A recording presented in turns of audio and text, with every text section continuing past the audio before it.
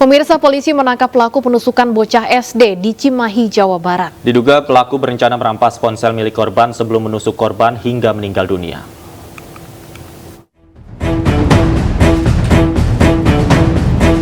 Usai memeriksa saksi dan mendalami keterangan keluarga, polisi berhasil menangkap pelaku pembunuhan bocah SD di Cimahi, Jawa Barat.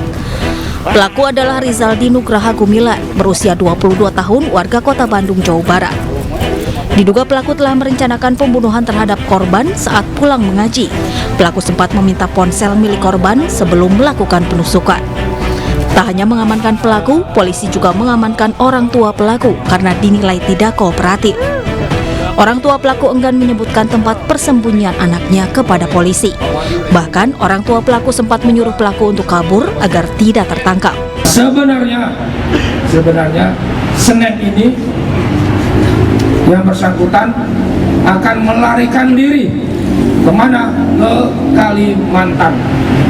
Ke Kalimantan. Tapi sekali lagi Allah Maha baik, doa orang tua dan doa Bapak Ibu semua dikabulkan, akhirnya tersangka bisa kita tangkap. Dan alhamdulillah barang bukti yang dipergunakan, baik itu sepeda motor, baik itu sangkur, baik itu baju, baik itu jas yang dipakai tersangka, bahkan untuk mengelap, mohon maaf, darah yang ada di sangkur tersebut, sampai sandal, sampai semuanya bisa kita dapatkan semua, dan sekarang bisa rekan-rekan lihat di depan rekan-rekan. Sebelumnya seorang bocah perempuan di Cimahi, Jawa Barat ditusuk hingga tewas saat pulang mengaji. Aksi biadab pelaku terekam kamera pengawas dan viral di media sosial. Usai ditusuk, korban sempat berjalan meminta pertolongan kepada warga. Namun nyawa korban tidak tertolong meski telah dievakuasi warga ke rumah sakit. Akibat perbuatannya, pelaku dan orang tuanya terancam pasal pembunuhan berencana yang disertai pencurian dan kekerasan dengan ancaman hukuman mati atau penjara seumur hidup. Tim Liputan iNews melaporkan. Selengkapnya mengenai kasus pembunuhan bocah SD saat pulang mengaji, sudah bersama kami Kapolres Cimahi AKBP Imron Ermawan. Selamat sore Pak Kapolres. Selamat sore Mas Davi dan Ibu Stefani. Assalamualaikum warahmatullahi wabarakatuh. Waalaikumsalam warahmatullahi wabarakatuh. Pak Imron, apakah betul motif pelaku melakukan penusukan sebenarnya ingin menguasai harta, dalam hal ini ponsel korban? Baik, betul. Jadi motif utama dari pelaku atas nama Rizaldi Nugraha Gumilar ini adalah ingin memiliki ponsel atau HP dari korban yang menjadi sasarannya. Kenapa menjadi korban sasarannya? Karena sebelum terjadi pidana ini, tersangka ini bersama temannya melakukan minuman minuman keras. Kemudian dia meminjam HP kepada salah satu temannya itu, tapi tidak dikasih. Dibilang ini tahun 2022, masa masih pinjam HP. Karena dibawa pengaruh minuman keras, akhirnya korban pergi meninggalkan temannya itu dengan membawa motor yang dipinjam dari temannya. Tujuannya adalah ke rumahnya, yaitu mengambil tas yang berisi sangkur untuk dia keliling mencari sasaran. Niatnya sudah ada, mesranya itu mencari sasaran korban yang bisa diambil secara paksa HP korbannya.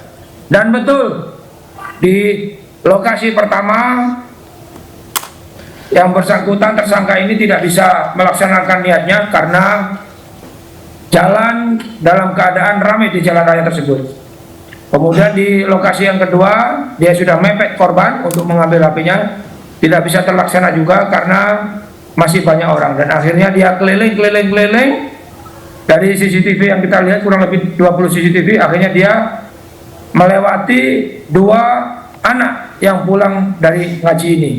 Satu belok ke kanan dan kebetulan memang rame, dan akhirnya korban yang kebetulan belok ke kiri ini akhirnya dikejar oleh pelaku sampai terjadinya penusukan tersebut. Dan memang penusukan tersebut dilakukan oleh tersangka tanpa bertanya ABC, tapi langsung melakukan penusukan terhadap anak yang baru pulang ngaji ini. Baru dia mencoba merampas HP, dan ternyata betul korban sama keluarganya memang tidak dibawai HP, sehingga setelah nusuk dan tidak ada HP, korban langsung kabur meninggalkan, pelaku setelah menusuk langsung kabur meninggalkan korbannya dan pergi, begitu saja. Demikian. Artinya aksi pelaku ini tidak direncanakan sebelumnya, Pak Imron?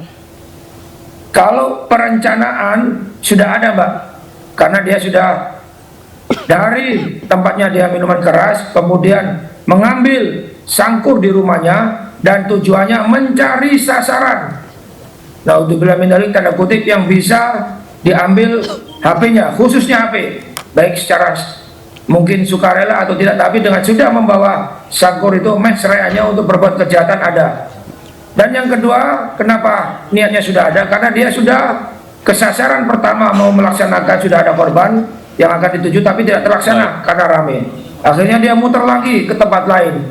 Di tempat yang kedua ini dia sudah mepet korbannya tapi tidak terlaksana karena banyak kendaraan yang lewat. Sampai akhirnya sasaran ketiga inilah yang korban sendirian di lorong dan akhirnya terjadinya tindak pidana atau musibah tersebut. Jadi niat jahatnya untuk melukai dan membuat sakit orang, baik itu secara ringan, berat maupun naudzubillah min dzalik meninggal dunia, sudah ada. Demikian. Pak Imron, katanya orang tua pelaku ini sempat menyembunyikan pelaku. Apakah betul, Pak? Dan sanksinya apakah juga ikut dikenakan kepada orang tuanya? Baik, betul. Kita selama 4 hari ini gabungan tim dari Kriminal Umum Polda Jawa Barat dan Satreskrim Polres Cimahi melakukan serangkaian tindakan lidik dan sidik untuk mengungkap kasus ini. Kami melakukan penggeledahan dan menyentuh beberapa titik. Salah satunya adalah orang tuanya. Pada waktu kita tanya orang tuanya, menyampaikan bahwa tidak tahu anaknya di mana dan sebagainya. Sampai akhirnya alhamdulillah anaknya kita tangkap, baru terungkap peran dari orang tuanya, yaitu mempunyai peran menyembunyikan barang bukti yang ada, baju, sangkur dan sebagainya, termasuk orang tuanya yang menyembunyikan tersangka. Dan saat ini tersangka masih dilakukan pemeriksaan, termasuk orang tuanya, yaitu bapaknya, masih dilakukan pemeriksaan di Satreskrim Polres Cimahi. Untuk sanksi hukum, kita tentunya menunggu hasil pemeriksaan yang masih didalami oleh rekan-rekan Satreskrim Polres Cimahi. Yang jelas peran dari orang tuanya ada.